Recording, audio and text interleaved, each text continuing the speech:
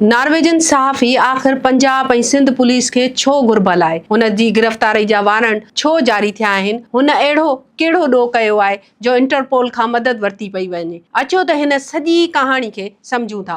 मां आहियां फ़हमीदा रियाज़, तव्हां ॾिसी रहिया आहियो WTN न्यूज़। सिंध हुकूमत वफ़ाक़ी घरू वज़ारत ते ज़ोर ॾिनो आहे त उहा नॉर्वेजन सहाफ़ी रोल्फ जे वुड्रॉय जे ख़िलाफ़ रेड वारंट जारी करे। हू नॉर्वे जी हिकु इंतहाई साॼी धुर वारी अख़बार वर्ड्स गैंग सां वाबस्ता है। सिंध हुकूमत मौजूब रोल्फ जे वुड्रॉय नवाबशाह जे थाणे ए सेक्शन में दाख़िल FIR में घुर्बल आहे ऐं अदालत खेस 2015 खां इश्तिहारी ॾोहारी करार ॾेई चुकी आहे। मथस इल्ज़ाम आहे त हुन हिकु पाकिस्तानी शहरी मक़सूद अली खे नवाबशाह जे दौरे दौरान नॉर्वेजन पासपोर्ट वठी ॾियण जो कूड़ो वादो करे 1 करोड़ रुपया वरिता।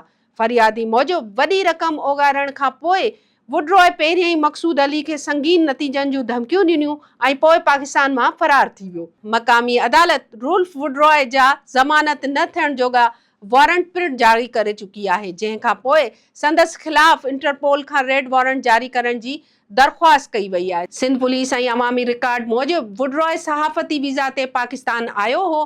उन दौरान हुन मुबैना तौर ते धोखेबाज़ी कई। उन खां सवाइ पंजाब जे इलाइक़े फ़िरोज़ाबाद जी अदालत भन जी गिरफ़्तारी जा वारंट जारी करे चुकी आहे ऐं खेसि इश्तिहार ज़रिए इश्तिहारी ॾोहारी करार ॾिनो वियो आहे, छो त हू पंहिंजे पते ते मोकिलियल नोटिस जो जवाब ॾियण में नाकाम रहियो। पाकिस्तानी ॼाए कारोबारी शख़्सियत उमर फारूक ज़हूर जे ख़िलाफ़ कूड़ी ऐं तौहिन आमेज़ ख़बर शाया करण ते पिण हुन जे ख़िलाफ़ हत्के इज़्ज़त जो केस दाख़िल कयो वियो आहे। फरियादी जो चवणु आहे त जवाबदार संदसि मज़हब ऐं नस्ल जी बुनियाद ते डिघे अरसे खां मुहिम हलाए रहिया आहिनि। खेनि ब्लैकमेल कयो पियो वञे ऐं उन जे ख़िलाफ़ प्रोपेगेंडा कयो पियो वञे। फरियादी जवाबदारनि खां 60 करोड़ 50 लख रुपया हर्जाणो तलब कयो आहे। फरियादी उमर फारूक ज़हूर खे पाकिस्तान हुकूमत तरफ़ां हिलाल इम्तियाज़ पिण ॾिनो वियो आहे, जॾहिं त नॉर्वेजन अख़बार पंहिंजी रिपोर्ट में इल्ज़ाम लॻायो आहे त खेसि तोशाखाना केस में किरदार ते खिलाले पाकिस्तान सां नवाज़ो वियो। उमर फारूक ज़हूर वज़ाहत कई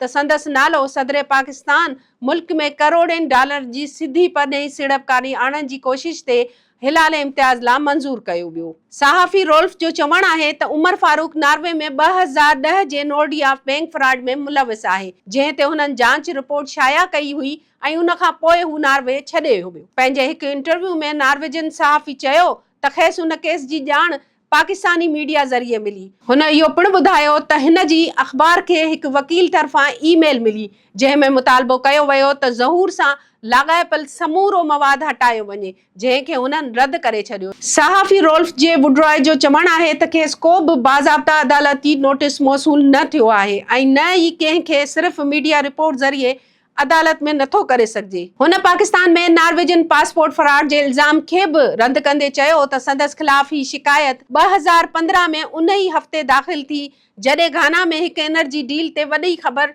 शाया कई वई हुई। हुन चयो त हिकु शख़्स पुलिस स्टेशन वञी संदसि ख़िलाफ़ रिपोर्ट दाख़िल कराई, जॾहिं त नॉर्वेजन पुलिस जांच खां पोइ तस्दीक़ कई त हू हुन वक़्तु पाकिस्तान में मौजूदु न हो। हुननि दावा कई आहे त हू कॾहिं बि कराची न वियो आहे। नाज़रीन, पाकिस्तान सहाफ़ियुनि जे ख़िलाफ़ केस थियण का नई ॻाल्हि न आहे, पर परॾेही सहाफ़ी ते केस जो ही हिकु अनोखो मामिलो आहे।